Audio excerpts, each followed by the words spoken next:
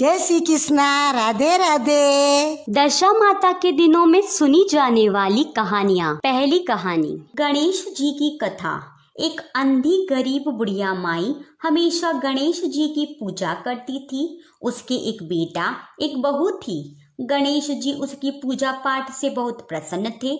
उन्होंने बुढ़िया को कहा, बुढ़िया माई मांग, क्या मांगती है? बुढ़िया बोली, भगवान मुझे तो कुछ मांगना नहीं आता, आप ही बताइए क्या मांगू? तब गणेश जी बोले, अपने बेटे बहू से पूछ ले। बुढ़िया ने बहू से पूछा तो वह बोली, सासू जी पोता मांगना, तुम्हारी अंगुली पकड़कर चलेगा। बेटे से पूछा तो वह बोला, माँ धन मांगना, बैठे बैठे खाएंगे। बेटे एवं बहू की बातों ने बुढ़िया को भ्रमित कर दिया। इसी चिंता में बुढ़िया रात भर विचार करती रही। दूसरे दिन गणेश जी एक बूढ़े के रूप में बुढ़िया से मिले। उन्होंने उससे पूछा कि बुढ़िया क्यों बड़बड़ा रही है? तब वह बोली, देखो आज गणेश जी ने मुझे कुछ वर मांगने को कहा है, लेकिन बेटे का लोभ बेटे ने मांगा और बहू का लोभ बहू ने मांगा, लेकिन उन दोनों ने यह नहीं कहा, माँ तुम अंधी हो, अपनी आंखें मांगना। तब उस बूढ़े ने बुढ़िया को सुझाव दिया कि माई तुम मांगना, मैं मेरे पोते को सोने के कटोरे में दूध पीता देखना चाहती हूँ। इतना कहकर बूढ़ा अंतर्धान हो गया। जब बुढ़िया गणेश जी के पास गई तो गणेश जी बोले, मांग माई, क्या मांगती है? वह बोली, मैं अपने पोते को सोने के कटोरे में दूध पीते देखना चाहती हूँ, अमर सुहाग और मोक्ष चाहती हूँ। तथास्तु कहते हुए गणेश जी ने उसे मुंह मांगा वरदान दे दिया। गणेश जी की कृपा से बुढ़िया माई की आंखों की रोशनी लौट गई। घर में अन्न धन के भंडारे भर गए और बुढ़िया माई को पोता पोती का सुख प्राप्त हुआ। दूसरी कहानी, शीतला अष्टमी व्रत कथा। एक बुढ़िया थी। वह बासोड़ा के दिन शीतला माता की पूजा कर ठंडा भोजन ग्रहण करती थी। उस गांव में अन्य कोई ऐसा नहीं करता था। एक दिन किसी कारण से गांव में आग लग गई। बुढ़िया की झोपड़ी को छोड़कर सभी के घर जल गए। यह खबर जब राजा के पास पहुंची तो राजा ने मंत्रियों को भेजकर बुढ़िया माई को बुलवाया। बुढ़िया जब राजा के पास पहुंची तो राजा ने उससे पूछा कि हे बुढ़िया माई, सारे गांव में आग लग गई परंतु तुम्हारी झोपड़ी नहीं जली, इसका क्या कारण है? बुढ़िया माई बोली, महाराज मैं बासोड़ा के दिन शीतला माता की पूजा करती हूँ तथा एक दिन पहले का बना ठंडा भोजन करती हूँ। माता की कृपा से मेरी झोपड़ी बच गई। राजा ने तत्काल गांव में घोषणा करवा दी कि हर कोई बासोड़ा के दिन शीतला माता की पूजा करे तथा ठंडा भोजन करे। हे शीतला माता, जैसे आपने बुढ़िया माई की झोपड़ी बचाई वैसे ही सबकी बचाना। तीसरी कहानी, सूरज भगवान की कहानी। एक बार सूरज भगवान सभा में बैठे थे। तब वहाँ एक दासी ने पूछा कि भगवान मैं आपको कैसी लगती हूँ? तब सूरज भगवान ने कहा कि आप शक्कर जैसी मीठी लगती हो। इतने में राणा देव जी ने पूछा कि भगवान मैं आपको कैसी लगती हूँ?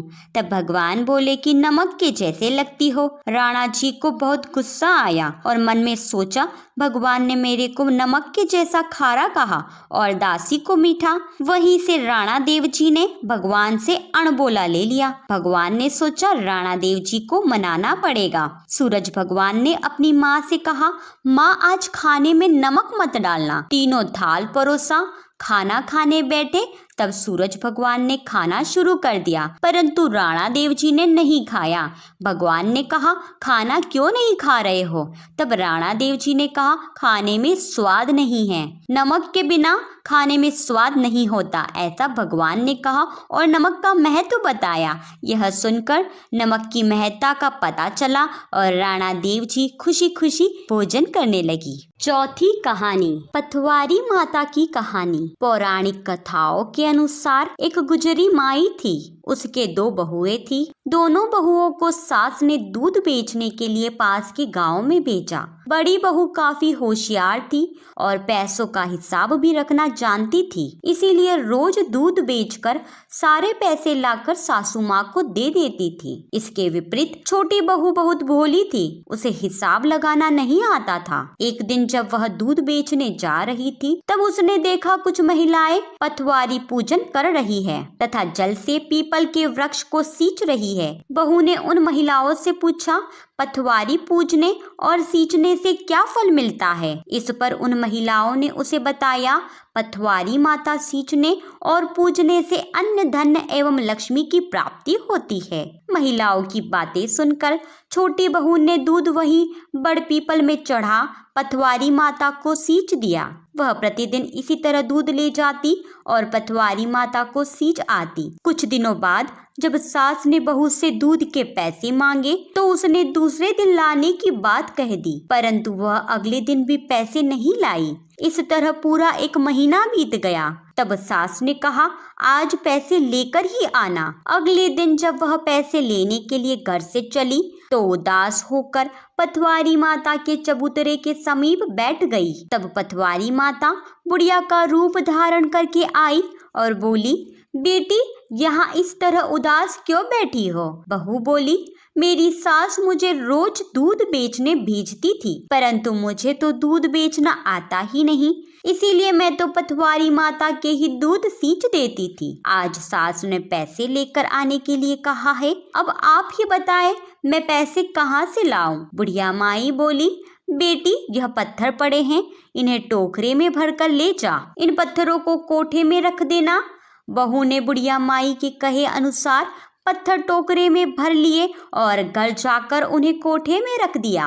हमेशा की तरह जब सास ने पैसे मांगे तो बहू बोली, माँ जी कोठे में रखे हैं। सास ने जैसे ही कोठे का दरवाजा खोला तो देखा उसमें हीरे मोती एवं अपार धन संपदा पड़ी है। सास ने छोटी बहू से पूछा, इतनी धन संपदा तू कहाँ से लाई? इस पर बहू ने उत्तर दिया, माँ जी आप जो दूध मुझे बेचने के लिए देती थी वो रोजाना मैं पथवारी माता में सींच देती थी, उन्हीं की कृपा से यह धन मिला है।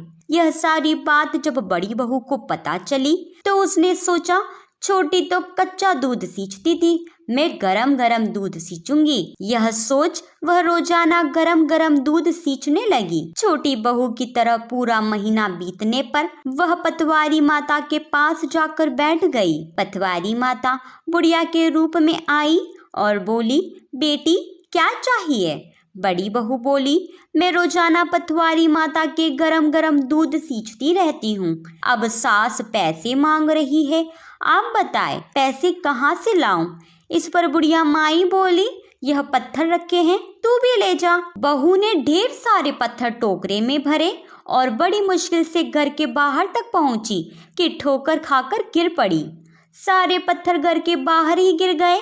आने जाने वाले ठोकरे खाते और बड़ी बहू को कोसते। वह पुनः पथवारी माता के पास जाकर बोली, हे माता तुमने मेरे साथ ऐसा क्यों किया? तब पथवारी माता बोली, छोटी बहू ने बड़ी श्रद्धा एवं बिना लालच से दूध सींचा था और तूने लालच से मेरे ऊपर गरम गरम दूध चढ़ाया, जिससे मेरे पूरे शरीर पर फफोले पड़ गए। बड़ी बहू को अपनी भूल का एहसास हो गया। हे पथवारी माता, जैसे छोटी बहू के अन्न धन के भंडारे भरे वैसे सबके भरना, जैसे बड़ी बहू के साथ किया वैसा किसी के साथ न करना। 5वीं कहानी, लोभिया जी की कहानी। एक लोभिया था, वह कठोर तप करता था, उल्टे से लटक कर तपस्या करता था। उसने इतना उग्र तप किया कि चिड़िया ने उसके शरीर में घोंसला बना दिया। भगवान ने सोचा कि यह तो लोभी है, मगर फिर भी 12-12 सालों तक घोर तप कर रहा है, क्यों नहीं इसकी परीक्षा ली जाए, पता तो चले इसके तप में कितना बल है।